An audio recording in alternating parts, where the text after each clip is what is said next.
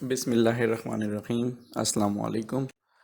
Welcome to Bright Science College. My name is Muhammad Usman Imtiaz, lecturer Computer Bright Science College.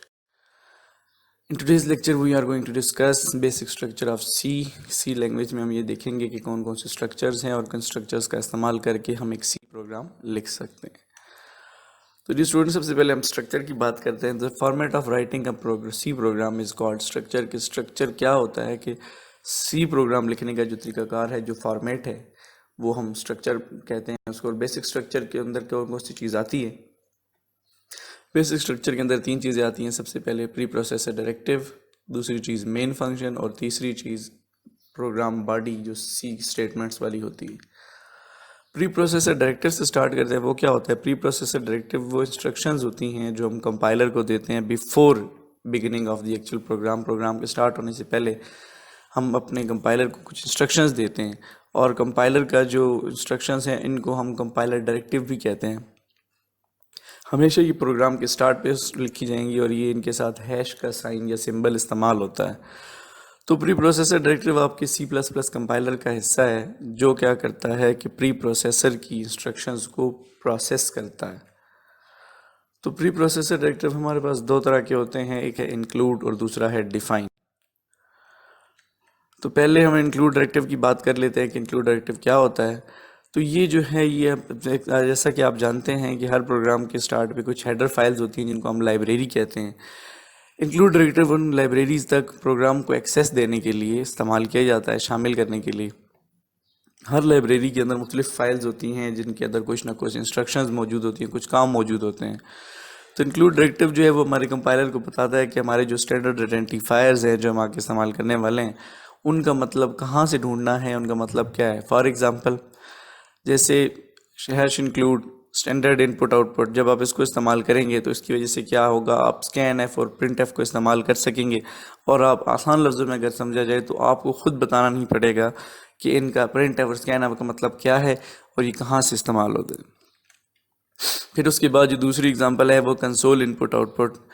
तो ये क्या करता है, console के अंदर इनपुट और आउटपुट ऑपरेशन है. जैसे क्लियर स्क्रीन, यानी जब आपने अपना प्रोग्राम लिख लिया है, नए प्रोग्राम को स्टार्ट आप क्लियर स्क्रीन का इस्तेमाल करेंगे तो क्या होगा, स्क्रीन पर मौजूद पहले से इन्फॉर्मेशन हट जाएगी. और गेट CH, इसका इस्तेमाल मैं आपको बताता हूँ कि वैसे तो ये है कि कीबोर्ड से कैरेक्टर गेट करने के लिए इस्तेमाल किया जाता है. वैसे जब आप पहली दफ़ा अपना C प्रोग्राम चलाते हैं, आपका प्रोग्राम स्क्रीन पे एक दफ़ा डिस्प्ले होने के बाद बंद हो जाता है.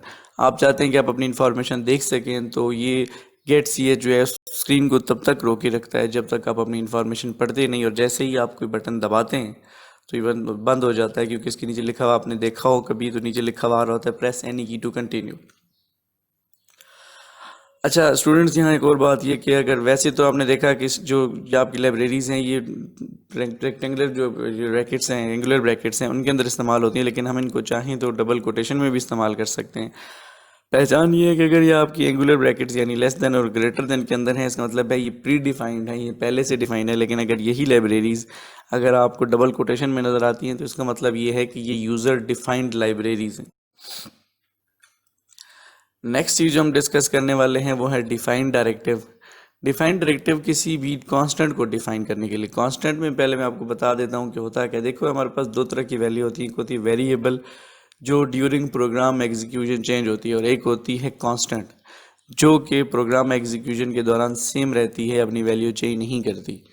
स्टूडेंट्स ये भी हैश के सिंबल से ही होता है. आप इसको हैश सिंबल कहें, फॉन्ट कहें या शार्प कहें. ये सेमी कॉलन से एंड नहीं होती. इसी तरह इंक्लूड डायरेक्टिव को भी आप लिखने के बाद सेमी कॉलन से टर्मिनेट नहीं करते. ये प्रोग्राम में आप डिफाइंड डायरेक्टिव किसी भी जगह इस्तेमाल कर सकते हैं. इसकी एग्जांपल जैसे है कि अगर मैं पाई की वैल्यू अपने प्रोग्राम में इस्तेमाल करना चाह रहा हूँ और मैं चाहता हूँ कि वो वैल्यू कांस्टेंट रहे, तो मैं लिख लूँगा डिफाइन पाई 3.141593 जैसे कि इसकी वैल्यू मौजूद है. फिर स्टूडेंट्स हम बात करते हैं मेन फंक्शन की, जो हमारे प्रोग्राम का दूसरा हिस्सा है. पहला हिस्सा आपने देखा जिसमें प्री प्रोसेसर डायरेक्टिव थे, जिसमें इंक्लूड और डिफाइन था. अब प्रोग्राम का दूसरा हिस्सा मेन फंक्शन, ये प्रोग्राम की एक्चुअल बिगिनिंग बताता है, जहाँ से असल प्रोग्राम चलना शुरू होता है, प्रोग्राम की एग्जीक्यूशन स्टार्ट होती है. जब प्रोग्राम स्टार्ट होता है तो सबसे पहले कंट्रोल जो है वो मेन फंक्शन में आता है, और मेन फंक्शन के अंदर लिखे हुए जो स्टेटमेंट्स हैं उनको चलाना शुरू कर देता है. हर प्रोग्राम के अंदर मेन होना चाहिए। अगर किसी प्रोग्राम के अंदर मेन फंक्शन नहीं होता तो प्रोग्राम कंपाइल तो हो जाएगा लेकिन वो एग्जीक्यूट नहीं होगा, चल नहीं सकता। एक बात और याद रखिएगा कि हर प्रोग्राम में सिर्फ एक ही मेन फंक्शन हो सकता है। मेन फंक्शन की जो बॉडी है वो इन रेक्टेंगुलर जो ब्रेसेस हैं इन ब्रेसेस के दरमियान होती है, यानी यहाँ से एक से स्टार्ट होती है दूसरे पे एंड होती है। हर मेन फंक्शन के दो हिस्से हैं, एक उसका फंक्शन हेडर और दूसरा फंक्शन बॉडी। चलिए अब डिस्कस कर लेते हैं कि फंक्शन हेडर क्या होता है। तो स्टूडेंट्स ये जो है ये सबसे पहली लाइन जो मेन फंक्शन की है वो मेन फंक्शन की हेडर है।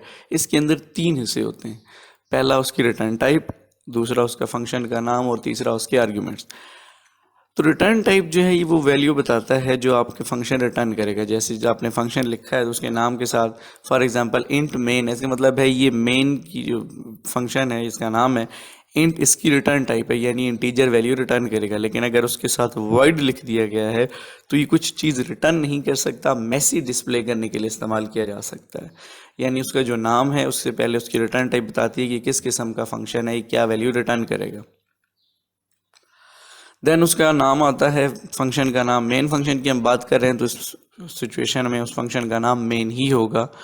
इंट उसके सामने मैंने जो एग्जांपल में बताया, इंट उसकी डेटा टाइप है, रिटर्न टाइप, और मेन उसका नाम है। आर्ग्यूमेंट स्टूडेंट्स वो वैल्यूज़ होती हैं जो हम फंक्शन को देते हैं ताकि वो प्रोसेस कर सके। ये वैल्यूज़ भी हो सकती हैं, वेरिएबल्स भी हो सकते हैं।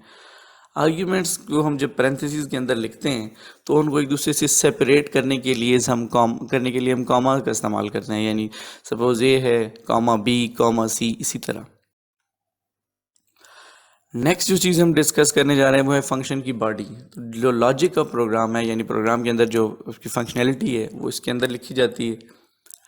बॉडी जो स्टार्ट होती है वो एंगुलर ब्रैकेट्स से स्टार्ट होती है, रेगुलर ब्रैकेट्स पे ही एंड होती है।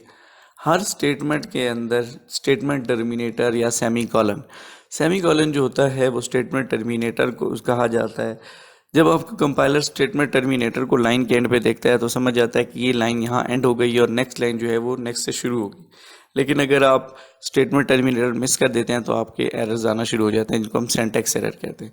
यहाँ एक एग्जांपल मैं आपके साथ डिस्कस करना चाहूँगा। सी प्रोग्राम के अंदर आपकी स्क्रीन पे आपने देखे अभी दो फाइल्स आई हैं, एक शार्प इंक्लूड stdio.h और दूसरी console input output dot H. ये लाइब्रेरी फाइल्स हैं। इसके बाद आप नीचे देखेंगे वाइड मेन है। मेन के अंदर आप देखें इसकी जो बॉडी है वो दो ब्रैकेट्स के दरमियान है।